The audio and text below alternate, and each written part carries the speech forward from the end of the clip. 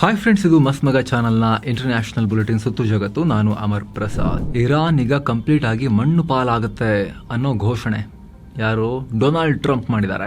ಮತ್ತೊಂದು ಕಡೆ ಉತ್ತರ ಕೊರಿಯಾದ supreme leader Kim Jong Un ತಮ್ಮ ಸೇನೆಗೆ ಭಯಾನಕವಾಗಿರೋ ಆದೇಶವನ್ನ ಕೊಟ್ಟಿದ್ದಾರೆ. ಮತ್ತೊಂದು ಕಡೆ ಪಾಕಿಸ್ತಾನದ ಸ್ಥಿತಿ ಅಧೋಗತಿ. ಆ ಕಡೆ ಟ್ರಂಪ್ ರನ್ನ ಬ್ರಿಟನ್ನ ಕಿಂಗ್ ಚಾರ್ಲ್ಸ್ ಫುಲ್ ಟ್ರೋಲ್ ಮಾಡಿದ್ದಾರೆ. ಎಲ್ಲ ಇಂಟ್ರೆಸ್ಟಿಂಗ್ ಬೆಳವಣಿಗೆಗಳನ್ನ ಒನ್ ಬೈ ಒನ್ ನೋಡ್ತಾ ಹೋಗೋಣ. ಮೊದಲಿಗೆ ಭಾರತಕ್ಕೆ ಇರಾನ್ ಕೊಟ್ಟಿರೋ ಸೈಲೆಂಟ್ ಎಚ್ಚರಿಕೆಯ ಬಗ್ಗೆ ನಿಮಗೆ ನಾವು ಹೇಳ್ಬಿಡ್ತೇವೆ.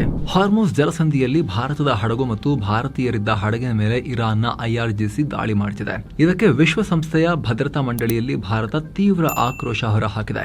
ವಾಣಿಜ್ಯ ಹಡಗುಗಳ ಮೇಲೆ ದಾಳಿ ಮಾಡ್ತಿರೋದು ಆತಂಕಕಾರಿದು. ಕೂಡಲೇ ಸಮುದ್ರ ಮಾರ್ಗದಲ್ಲಿ ಹಡಗುಗಳ ಮುಕ್ತ ಸಂಚಾರಕ್ಕೆ ಅವಕಾಶ ಇರಬೇಕು ಅಂತ ಭಾರತ ವಾರ್ನಿಂಗ್ ಕೊಟ್ಟಿದೆ. ನೇರವಾಗಿ ಇರಾನ್ ಹೆಸರನ್ನ ಇಲ್ಲಿ ಪ್ರಸ್ತಾಪ ಮಾಡಿಲ್ಲ. ಆದರೆ ಇರಾನ್ ನಡೆಸಿರೋ ದಾಳಿಗಳನ್ನ ಖಂಡಿಸಿ ಹಿಂದೆ ಬಹರೇನ್ ಮಂಡಿಸಿದ ನಿರ್ಣಯಕ್ಕೆ ಭಾರತ ಬೆಂಬಲ ಕೊಟ್ಟಿತ್ತು. ಆ ಬೆಂಬಲವನ್ನ ಭಾರತದ ಪ್ರತಿನಿಧಿ ಪ್ರಸ್ತಾಪ ಮಾಡಿದ್ದಾರೆ. ಹಾಗೆ ವಾಣಿಜ್ಯ ಹಡಗುಗಳು ಮತ್ತು ಅದರಲ್ಲಿದ್ದ ಅಮಾಯಕ ಸಿಬ್ಬಂದಿ ಮೇಲೆ ದಾಳಿ ಮಾಡೋದು ಸರಿಯಲ್ಲ, ಸ್ವೀಕಾರಾರ್ಹ ಅಲ್ಲ ಅಂತ ಹೇಳಿದ್ದಾರೆ. ಹಾರ್ಮುಜ್ ಜಲಸಂಧಿ ಭಾರತದ ಇಂಧನ ಮತ್ತು ಆರ್ಥಿಕ ಭದ್ರತೆಗೆ ಬಹಳ ಮುಖ್ಯ. ಇಲ್ಲಿನ ಅಸ್ಥಿರತೆ ಭಾರತದ ಮೇಲೆ ನೇರ ಪರಿಣಾಮ ಬೀರುತ್ತೆ ಅಂತ ಭಾರತದ ಪ್ರತಿನಿಧಿ ಕಳವಳ ವ್ಯಕ್ತಪಡಿಸಿದ್ದಾರೆ. ಜೊತೆಗೆ ಗಲ್ಫ್ ರಾಷ್ಟ್ರಗಳಲ್ಲಿ ಸುಮಾರು 1 ಕೋಟಿ ಭಾರತೀಯರು ವಾಸ ಮಾಡ್ತಿದ್ದಾರೆ. ಅವರ ಸೇಫ್ಟಿ ಮತ್ತು ಯೋಗಕ್ಷೇಮ ನಮಗೆ ಮೊದಲ ಆದ್ಯತೆ ಅಂತ ಹೇಳಿದ್ದಾರೆ. ಹಾಗೆ ದಾಳಿಗಳ ಬದಲಿಗೆ ಮಾತುಕತೆ ಮತ್ತು ರಾಜತಾಂತ್ರಿಕತೆ ಮೂಲಕ ಈ ಸಮಸ್ಯೆಯನ್ನ ಪರಿಹಾರ ಮಾಡ್ಕೋಬೇಕು ಅಂತ ಭಾರತ ಕರೆ ಕೊಟ್ಟಿದೆ. ಏನೋ ಮಿಡಲ್ ಈಸ್ಟ್ ನ ಉದ್ವಿಗ್ನತೆ ಇನ್ನೆಷ್ಟು ದಿನ ಅನ್ನೋ ಟೆನ್ಷನ್ ನಡುವೆ ಅಮೆರಿಕ ಅಧ್ಯಕ್ಷ ಡೊನಾಲ್ಡ್ ಟ್ರಂಪ್ ಇಂಟ್ರೆಸ್ಟಿಂಗ್ ಹೇಳಿಕೆ ಕೊಟ್ಟಿದ್ದಾರೆ. ಇರಾನ್ ಈಗ ಸಂಪೂರ್ಣವಾಗಿ ಕುಸಿಯುವ ಹಂತದಲ್ಲಿದೆ ಅಂತ ಹೇಳಿದ್ದಾರೆ. ಅಷ್ಟೇ ಅಲ್ಲ, ಈ ಮಾಹಿತಿಯನ್ನ ಖುದ್ದು ಇರಾನ್ ನಮಗೆ ಕೊಟ್ಟಿದೆ ಅಂತ ಟ್ರಂಪ್ ಪೋಸ್ಟ್ ಹಾಕಿದ್ದಾರೆ. ಆದಷ್ಟು ಬೇಗ ದಿಗ್ಬಂಧನ ತೆಗೀಲಿ ಅಂತ ಇರಾನ್ ಕೇಳ್ಕೊಳ್ತಿದ್ದಾರೆ, ಬಯಸ್ತಾ ಇದ್ದಾರೆ. ಹಾಗೆ ಇರಾನ್ ನಲ್ಲಿ ನಾಯಕತ್ವದ ಗೊಂದಲ ಕೂಡ ಇದೆ. ಅವರು ಅದನ್ನ ಬೇಗ ಬಗೆಹರಿಸಿಕೊಳ್ತಾರೆ ಅಂತ ನನಗೂ ಅನ್ಸುತ್ತೆ. ಆ ರೀತಿ ಹೋಪ್ ಇಟ್ಕೊಂಡಿದ್ದೀನಿ ನಾನು ಅಂತ ಟ್ರಂಪ್ ಹೇಳ್ಕೊಂಡಿದ್ದಾರೆ. ಇರಾನ್ ಕಡೆಯಿಂದ ಪ್ರತಿಕ್ರಿಯೆ ಬಂದಿಲ್ಲ ಇದಕ್ಕೆ. ಹಾಗೆ ಈ ಮೆಸೇಜ್ ಕಳಿಸಿದ್ದಾರೆ ಅಂತ ಹೇಳ್ತಿದಾರಲ್ಲ ಟ್ರಂಪ್, ಅದನ್ನ ಯಾವ ರೀತಿ ಕಳಿಸಿದ್ದಾರೆ, ಟ್ರಂಪ್ಗೆ ಯಾವ ರೀತಿಗೆ ಅವರು ಕಮ್ಯುನಿಕೇಟ್ ಮಾಡಿದ್ದಾರೆ, ಅದ್ರ ಬಗ್ಗೆನೂ ಯಾವುದೇ ಕ್ಲಾರಿಟಿ ಇಲ್ಲ. ಇತ್ತೀಚೆಗೆ ಇರಾನ್ ಒಂದು ಪ್ರಪೋಸಲ್ ಅನ್ನು ಅಮೆರಿಕ ಕಳಿಸ್ಕೊಟ್ಟಿತ್ತು.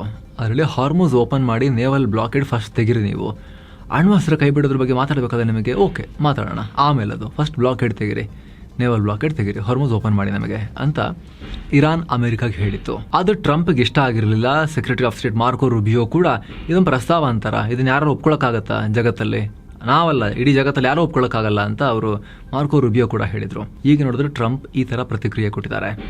ನೇವಲ್ ಬ್ಲಾಕೇಡ್ ಅನ್ನ ಕಂಟಿನ್ಯೂ ಮಾಡೋಕೆ ಟ್ರಂಪ್ ನೋಡ್ತಾ ಇದ್ದಾರೆ. ದಿಗ್ಬಂಧನವನ್ನ ವಿಸ್ತರಿಸೋಕೆ ತಯಾರಿ ಮಾಡಿ ಅಂತ ಟೀಮ್ಗೆ ಸೂಚನೆ ಕೊಟ್ಟಿದ್ದಾರೆ ಅಂತಲೂ ಇದೇ ಸಂದರ್ಭದಲ್ಲಿ ವಾಲ್ ಸ್ಟ್ರೀಟ್ ಜರ್ನಲ್ ರಿಪೋರ್ಟ್ ಮಾಡಿದೆ. ಇನ್ನೊಂದ್ ಕಡೆ ಇರಾನ್ ಸಂಘರ್ಷದ ಕುರಿತು ಟ್ರಂಪ್ ಸರ್ಕಾರದ ಒಳಗಡೆನೆ ಗೊಂದಲ ಶುರುವಾಗಿದೆ. ಅಮೆರಿಕದ ರಕ್ಷಣಾ ಇಲಾಖೆ ಪೆಂಟಗನ್ ಅದರ ಮೇಲೆನೆ ಉಪಾಧ್ಯಕ್ಷರಾಗಿರೋ JD ವ್ಯಾನ್ಸ್ ಅನುಮಾನ ವ್ಯಕ್ತಪಡಿಸಿದ್ದಾರೆ. ಆ ರೀತಿ ರಿಪೋರ್ಟ್ ಬರ್ತಾ ಇದೆ. ವಾರಲ್ಲಿ ಇರಾನ್ಗೆ ದೊಡ್ಡ ಪೆಟ್ಟು ಬಿದ್ದಿದೆ ಅಂತ ರಕ್ಷಣಾ ಸಚಿವ ಪೀಟ್ ಹೆಕ್ಸೆತ್ ರಿಪೋರ್ಟ್ ಕೊಟ್ಟಿದ್ರು. ಜೊತೆಗೆ ಅಮೆರಿಕದ ಬಳಿ ಸಾಕಷ್ಟು ಶಸ್ತ್ರಾಸ್ತ್ರ ಸಂಗ್ರಹ ಇದೆ ಅಂತಲೂ ಹೇಳಿದ್ರು.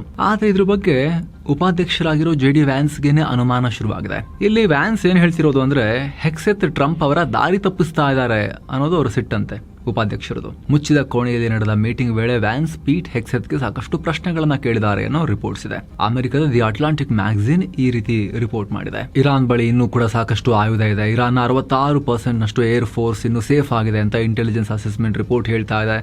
ಇರಾನ್ನ ಕ್ಷಿಪಣಿಗಳು, ಸಣ್ಣ ಬೋಟ್ಗಳು ಇನ್ನೂ ಕೂಡ ಕೆಲಸ ಮಾಡ್ತಿದ್ದಾವೆ. ಇವುಗಳ ಮೂಲಕವೇ ಇದನ್ನು ಬಳಸ್ಕೊಂಡೇ ಇರಾನ್ ಹಾರ್ಮುಜ್ ಜಲಸಂಧಿಯನ್ನ ಬ್ಲಾಕ್ ಮಾಡ್ತಾ ಇದೆ.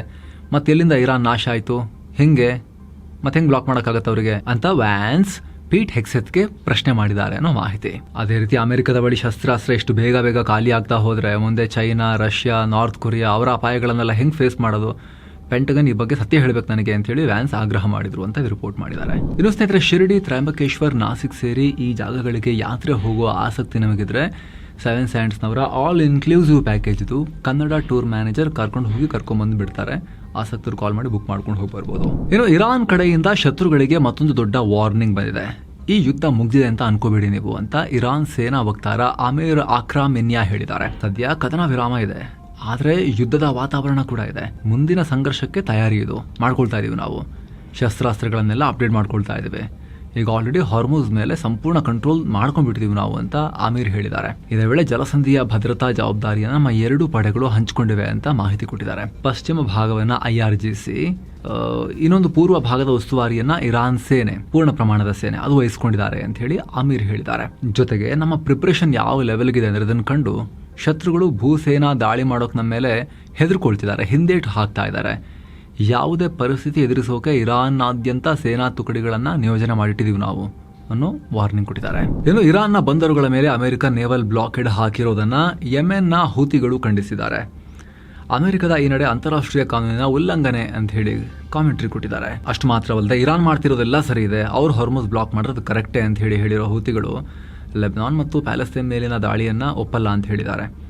ಯುದ್ಧ ಹೀಗೆ ಮುಂದುವರೆದ್ರೆ ನಾವಂತೂ ಸುಮ್ಮನಿರಲ್ಲ.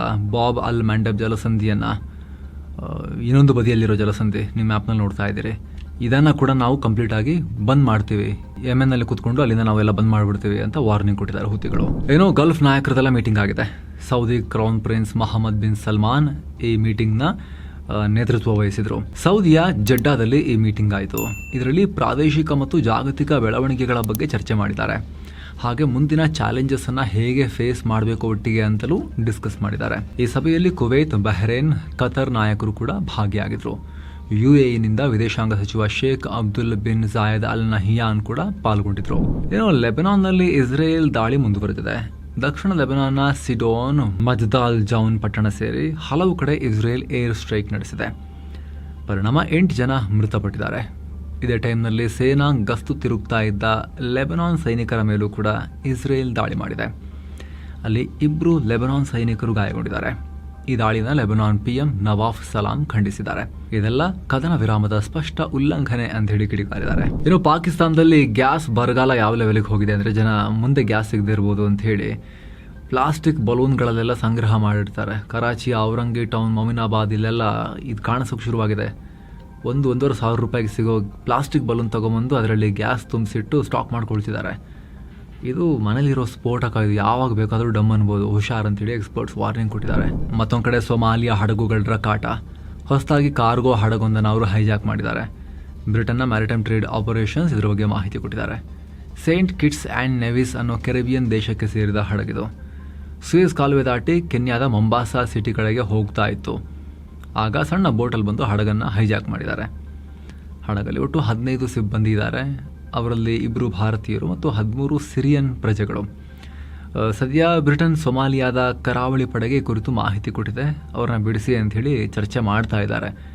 2008ರಿಂದ 2018ರವರೆಗೆ ಸೊಮಾಲಿಯಾ ಕಡಲ್ಗಳ್ಳರು ಈ ಪ್ರದೇಶದಲ್ಲಿ ಭಾರೀ ಕಾಟ ಕೊಟ್ಟಿದ್ದಾರೆ. ಇನ್ನು ಯುರೋಪಿಯನ್ ರಾಷ್ಟ್ರಗಳು ಕೂಡ ಈ ಭಾಗಕ್ಕೆ ಅಂತಲೇ ಸೇನಾ ಪಡೆಯೆಲ್ಲ ಕಳಿಸ್ಕೊಟ್ಟಿದ್ರು.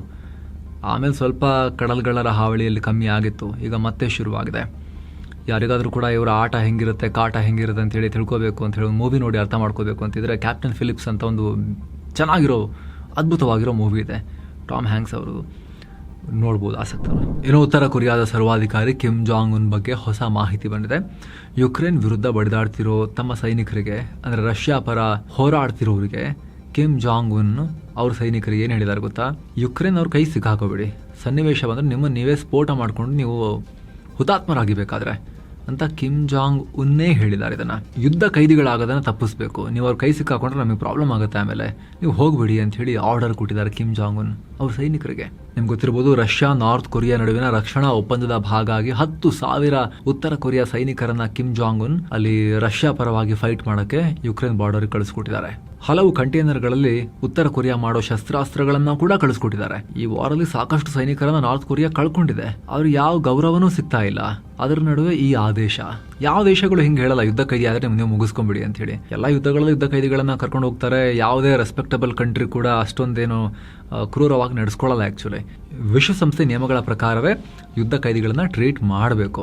ಆದ್ರೂ ಕೂಡ ಕಿಮ್ಮಿಗಿಲ್ಲಿ ಹೆದರಿಕೆ ಅಂತ ವಿಶ್ಲೇಷಣೆ ನಡೀತಾ ಇದೆ. ಉತ್ತರ ಕೊರಿಯಾದ ಬಗ್ಗೆ ಎಲ್ಲ ಸೀಕ್ರೆಟ್ಸ್ನ ಬಾಯಿ ಬಿಡಿಸ್ಬಿಡ್ತಾರೆ ಸಿಕ್ಕಿದ್ರೆ, ನಂದೆಲ್ಲ ಬಟಾ ಬಯಲಾಗುತ್ತೆ ಅನ್ನೋ ಒಂದು ಆತಂಕದಲ್ಲಿ ಕಿಮ್ ಹಿಂಗ್ ಹೇಳಿರ್ಬೋದು ಅಂತ ವಿಶ್ಲೇಷಣೆ ಮಾಡಲಾಗ್ತಿದೆ. ಇನ್ನು ಅಮೆರಿಕ ಸೆನೆಟ್ನಲ್ಲಿ ಕ್ಯೂಬಾ ಮೇಲಿನ ಸೇನಾ ಕಾರ್ಯಾಚರಣೆ ತಡೆಯೋ ಯತ್ನ ಫೇಲ್ ಆಗಿದೆ. ಕ್ಯೂಬಾ ವಿರುದ್ಧ ಸೇನಾ ದಾಳಿ ಮಾಡಬಹುದು ಅನ್ನೋ ಸುದ್ದಿ ಇದೆ. ಇದನ್ನ ನಿಲ್ಲಿಸಬೇಕು, ಈ ದಾಳಿ ಆಗಬಾರದು ಅಂತ ಅಮೆರಿಕದ ಸೆನೆಟ್ನಲ್ಲಿ ವಿಶೇಷ ನಿರ್ಣಯವನ್ನ ತಗೋಬರಲಾಗಿತ್ತು. ಡೆಮೊಕ್ರಾಟ್ಸ್ ಇದನ್ನ ಮಂಡಿಸಿದ್ರು.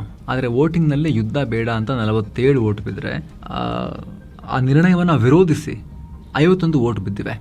ಈ ಮೂಲಕ ಕ್ಯೂಬಾ ದಾಳಿ ನಡೆಸೋಕೆ ಟ್ರಂಪ್ಗೆ ಈಗ ಮತ್ತಷ್ಟು ಬಲ ಬಂದಿದೆ ಅಮೆರಿಕದಲ್ಲಿ.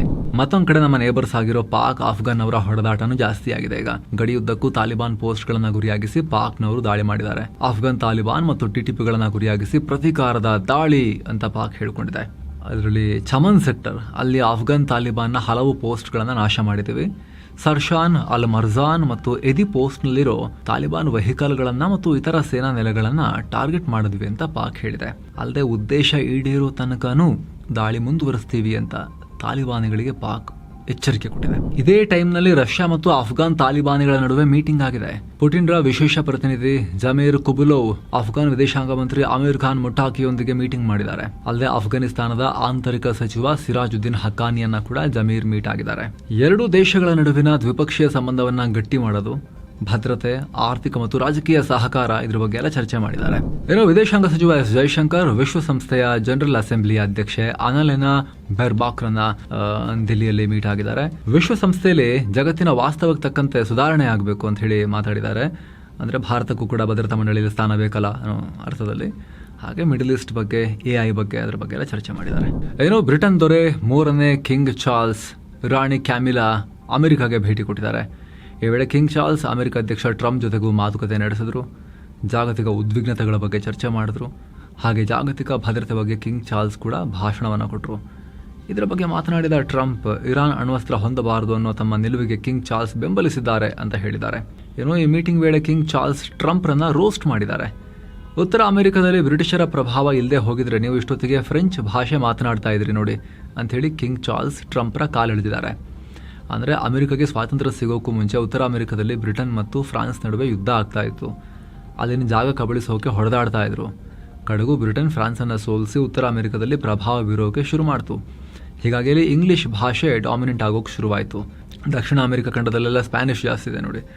ಅಮೆರಿಕದಲ್ಲಿ ಅಂದರೆ ಉತ್ತರ ಅಮೆರಿಕದಲ್ಲಿ ಫ್ರೆಂಚ್ ಜಾಸ್ತಿ ಇರ್ತಿತ್ತು. ಬ್ರಿಟಿಷರು ಬಂದಲ್ಲೆಲ್ಲ ಆಟ ಶುರು ಮಾಡಿಲ್ಲ ಅಂದರೆ ಅದನ್ನು ಕಿಂಗ್ ಚಾರ್ಲ್ಸ್ ಇಲ್ಲಿ ಮೆನ್ಷನ್ ಮಾಡಿದ್ದಾರೆ. ಹಾಗೆ ಕಳೆದ ಜನವರಿಯಲ್ಲಿ ನಡೆದ ವರ್ಲ್ಡ್ ಎಕನಾಮಿಕ್ ಫೋರಂ ವೇದಿಕೆಯಲ್ಲಿ ಟ್ರಂಪ್ ಇಂಥದ್ದೇ ಹೇಳಿಕೆಯನ್ನು ಕೊಟ್ಟಿದ್ರು. 2ನೇ ಮಹಾಯುದ್ಧದಲ್ಲಿ ಅಮೆರಿಕ ಎಂಟ್ರಿ ಕೊಡದೆ ಹೋಗಿದ್ರೆ ಇಷ್ಟೊತ್ತಿಗೆ ಯುರೋಪ್ ಜನರು ಜರ್ಮನಿ ಅಥವಾ ಸ್ವಲ್ಪ ಜಾಪನೀಸ್ ಭಾಷೆ ಮಾತನಾಡ್ತಿದ್ರು ಅಂತ ಟ್ರೋಲ್ ಮಾಡಿದ್ರು. ಅದಕ್ಕೆ ಕಿಂಗ್ ಚಾರ್ಲ್ಸ್ ರಾಯಲ್ ಸ್ಟೈಲ್ನಲ್ಲಿ ರಾಜ ಅಲ್ಲ ಹೆಂಗನು ಈ ಥರ ಪಂಚು ಡೈಲಾಗ್ ಹೊಡೆದಿದ್ದಾರೆ ಟ್ರಂಪ್ ಮುಖದ ಮೇಲೆ. ಈ ಮೀಟಿಂಗ್ ಆದಮೇಲೆ ಅವರಿಬ್ಬರು ಓಡಾಡ್ತಿರೋ ಫೋಟೋಸ್ನೆಲ್ಲ ಅಮೆರಿಕದ ವೈಟ್ ಹೌಸ್ ಶೇರ್ ಮಾಡಿದೆ. ಅದರಲ್ಲಿ 2 ಕಿಂಗ್ಸ್ ಅಂದರೆ 2 ರಾಜರು ಅಂತ ಕ್ಯಾಪ್ಷನ್ ಹಾಕ್ಕೊಂಡಿದ್ದಾರೆ. ಡೆಮೊಕ್ರೆಟಿಕ್ ಕಂಟ್ರಿ ಅಮೆರಿಕ, ಅದರ ಅಧ್ಯಕ್ಷ ಟ್ರಂಪ್ ಅವರಿರೋ ವೈಟ್ ಹೌಸ್ ಫೋಟೋ ಹಾಕೊಂಡು 2 ಕಿಂಗ್ಸ್ ಅಂತ ಡಿಕ್ಲೇರ್ ಮಾಡ್ಕೊಂಡ್ಬಿಟ್ಟಿದ್ದಾರೆ. ಬರೀ ಚಾರ್ಲ್ಸ್ ಮಾತ್ರ ಅಲ್ಲ, ಟ್ರಂಪು ಕಿಂಗೆ ಅಂತ. ಟ್ರಂಪ್ ಹುಚ್ಚಾಟ ಅಷ್ಟಕ್ಕೆ ಮಾತ್ರ ನಿಲ್ತಾ ಇಲ್ಲ. ಈಗ ಅಮೆರಿಕದ ಪಾಸ್ಪೋರ್ಟಲ್ಲೂ ಟ್ರಂಪ್ ಫೋಟೋ ಬರುತ್ತಂತೆ. ಈಗ ಅಮೆರಿಕದ ಸ್ವಾತಂತ್ರ್ಯಕ್ಕೆ 250 ವರ್ಷಗಳಾಗ್ತಿರೋ ಟೈಮ್ನಲ್ಲಿ ಈ ಪ್ಲಾನ್ ಅಂತೆ. ಸ್ಟೇಟ್ ಡಿಪಾರ್ಟ್ಮೆಂಟ್ ಇದನ್ನು ಹೇಳಿದೆ. 250 ಇಯರ್ಸ್ ಕೂಡ ಟ್ರಂಪ್ ಬದುಕಿದ್ರು, ಸ್ವಾತಂತ್ರ್ಯ ಹೋರಾಟ ಮಾಡಿದ್ರು ಅಂತರದಲ್ಲಿ. ಪೇಟ್ರಿಯೇಟ್ ಪಾಸ್ಪೋರ್ಟ್, ದೇಶ ಪ್ರೇಮದ ಪಾಸ್ಪೋರ್ಟ್ ಅಂತ ಇದು. ಫಸ್ಟ್ ಲುಕ್ ಕೂಡ ರಿಲೀಸ್ ಮಾಡಿದ್ದಾರೆ. ಪಾಸ್ಪೋರ್ಟ್ ಕೆಳಗಡೆ ಚಿನ್ನದ ಬಣ್ಣದಲ್ಲಿ ಟ್ರಂಪ್ರ ಸಿಗ್ನೇಚರ್ ಮತ್ತು ಅವರ ಫೋಟೋ ಕೂಡ ಇರುತ್ತೆ ಮೇಲೆ. ಸ್ಪೆಷಲ್ ಎಡಿಷನ್ 25,000 to 30,000 ಮಾತ್ರ ಪ್ರಿಂಟ್ ಮಾಡ್ತೀವಿ ಈ ಥರದ್ದು. ಜುಲೈ 4 ಒಳಗಡೆ ಜನರಿಗೆ ಇದು ಸೇರುತ್ತೆ ಕೈಗೆ ಅಂತ ಹೇಳಿ ಸ್ಟೇಟ್ಮೆಂಟ್ ಇಶ್ಯೂ ಮಾಡಿದ್ದಾರೆ. ಪಕ್ಕದಲ್ಲಿ ನಮ್ಮ ಬಾಂಗ್ಲಾದೇಶ ಈಗ ಅಣು ವಿದ್ಯುತ್ ಉತ್ಪಾದನೆ ಮಾಡ್ತೀವಿ ಅಂತ ಹೇಳಿ ಕೈ ಹಾಕಿದೆ. ರಷ್ಯಾದ ರೋಸಾಟಮ್ ಸಂಸ್ಥೆ ಬಾಂಗ್ಲಾದ ಮೊದಲ ಅಣು ವಿದ್ಯುತ್ ಸ್ಥಾವರಕ್ಕೆ ಸಹಾಯ ಮಾಡ್ತಿದೆ. ಈಗ ಆಲ್ರೆಡಿ ರಿಯಾಕ್ಟರ್ಗೆ ಇಂಧನ ಲೋಡ್ ಮಾಡೋ ಪ್ರಕ್ರಿಯೆನೂ ಶುರುವಾಗಿದೆ. ಒಟ್ಟು 2400 ಮೆಗಾವ್ಯಾಟ್ ಸಾಮರ್ಥ್ಯದ ವಿದ್ಯುತ್ ಉತ್ಪಾದನೆ ಮಾಡೋ ಪ್ಲಾನ್. 2 ರಿಯಾಕ್ಟರ್ ಇರುತ್ತೆ. ಇದರ ಅಂದಾಜು ವೆಚ್ಚ $13 ಬಿಲಿಯನ್ ಅಂತ ಹೇಳಲಾಗ್ತಿದೆ. ಇದರಲ್ಲಿ 90% ಹಣವನ್ನು ರಷ್ಯಾ ಬಾಂಗ್ಲಾಗೆ ಸಾಲವಾಗಿ ಕೊಡ್ತಾ ಇದೆ. ಮೊದಲ ಘಟಕದಿಂದ 2026 ಜುಲೈ ವೇಳೆಗೆ ವಿದ್ಯುತ್ ಉತ್ಪಾದನೆ ಶುರುವಾಗೋ ನಿರೀಕ್ಷೆ ಇದೆ. ಇದರಿಂದ 300 ಮೆಗಾವ್ಯಾಟ್ ವಿದ್ಯುತ್ ಪೂರೈಕೆ ಆಗುತ್ತೆ. ಡಿಸೆಂಬರ್ ವೇಳೆಗೆ ಪೂರ್ಣ ಪ್ರಮಾಣದ ಉತ್ಪಾದನೆ 1200 ಮೆಗಾವ್ಯಾಟ್ನ ಗುರಿಯನ್ನು ತಲುಪೋಕೆ ಪ್ಲಾನ್ ಮಾಡಿಕೊಂಡಿದ್ದಾರೆ. ಇನ್ನು ಶ್ರೀಲಂಕಾದ ಕೊಲಂಬೋ ಏರ್ಪೋರ್ಟ್ನಲ್ಲಿ ಭಾರಿ ಪ್ರಮಾಣದ ನಶಾ ಸಾಮಗ್ರಿ ಪತ್ತೆಯಾಗಿದೆ. 22 ಬೌದ್ಧ ಸನ್ಯಾಸಿಗಳನ್ನು ಅರೆಸ್ಟ್ ಮಾಡಲಾಗಿದೆ. 110 kg ಮಾದಕ ವಸ್ತು ಹಿಡ್ಕೊಂಡು ಓಡಾಡ್ತಿದ್ರು ಇವರು. ಒಂದು 32 ಕೋಟಿ ರೂಪಾಯಿ ಮೌಲ್ಯದ್ದು. ಥಾಯ್ಲೆಂಡ್ನ ಬ್ಯಾಂಕಾಕ್ನಿಂದ ಕೊಲಂಬೋಗೆ ವಾಪಸ್ ಆಗ್ತಾ ಇದ್ರು. ಬಂಧಿತ ಬಹುತೇಕ ಸನ್ಯಾಸಿಗಳು ಯುವಕರೇ ಆಗಿದ್ದಾರೆ. ತನಿಖೆ ನಡೀತಾ ಇದೆ. ಸೊ ಫ್ರೆಂಡ್ಸ್, ಇದಾಗಿತ್ತು ಇವತ್ತಿನ ಜಗತ್ತಿನ ಸುತ್ತಾಟ. ಸ್ನೇಹಿತರೆ, ವಿಡಿಯೋ ಕೆಳಗಿರೋ ಜಾಯಿನ್ ಬಟನ್ ಮೂಲಕ ಆಸಕ್ತ ವೀಕ್ಷಕರು ಮಸ್ತ್ ಮಗ ಚಾನಲ್ಗೆ ಮೆಂಬರ್ ಆಗಿ ಜಾಯಿನ್ ಆಗ್ಬೋದು. ಆಗ ಎಲ್ಲ ಮೆಂಬರ್ ಓನ್ಲಿ ವಿಡಿಯೋಸನ್ನು ನೋಡೋದು ಮಾತ್ರ ಅಲ್ಲ, ನಮ್ಮ ತಂಡಕ್ಕೆ ನೀವು ಕೂಡ ಅತಿ ದೊಡ್ಡ ಬೆಂಬಲ ಕೂಡ ಹೌದು. ನಿಮ್ಮ ಒಂದೊಂದು ಮೆಂಬರ್ಶಿಪ್ ಕೂಡ ನಮಗೆ ಮುಖ್ಯ. ಆಸಕ್ತರು ಚೆಕ್ ಮಾಡಿ ಜಾಯಿನ್ ಬಟನ್ ವಿಡಿಯೋ ಕೆಳಗಡೆ. ಮತ್ತೆ ಭೇಟಿ ಆಗ್ತೀವಿ ನೋಡೋ ಸ್ನೇಹಿತರೆ. ನಮಸ್ಕಾರ.